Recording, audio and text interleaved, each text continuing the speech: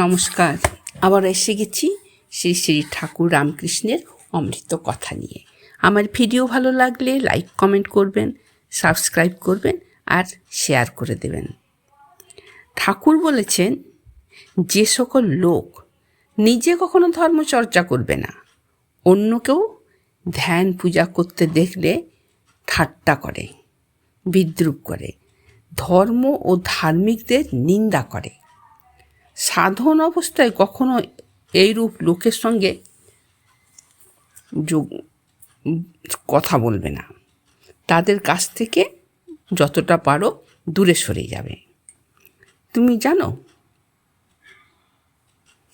গরুর পালে যদি অন্য কোনো জন্তু এসে ঢোকে, তাহলে সব গরুগুলো তাকে গুঁতিয়ে তাড়িয়ে দেয়, কিন্তু গরু এলে তার সঙ্গে গা চাটাচাটি করে।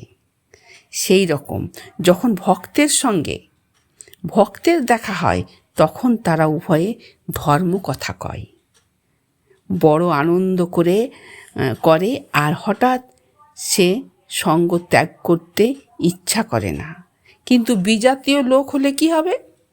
তার সঙ্গে মেলামেশা করতে মন চাইবে না। যে পুকুরে অল্প জল, তার যেমন জল পান করতে গেলে উপর থেকে আস্তে আস্তে নেড়ে জলটা নিতে হয়, নাহলে বেশি নাড়া হয়ে গেলে জলটা ঘোলা ময়লা হয়ে যাবে, তখন আর সেটা খাওয়া যাবে না। তেমনি সচ্চিদানন্দ লাভ করতে চাও তো তাদের থেকে দূরে থাকবে, গুরু বাক্যে বিশ্বাস করবে, ধীরে ধীরে সাধন করবে, মিছে কেবল শাস্ত্র বিচার তর্ক করো না। ক্ষুদ্র মন অল্পতেই গুলিয়ে যায়।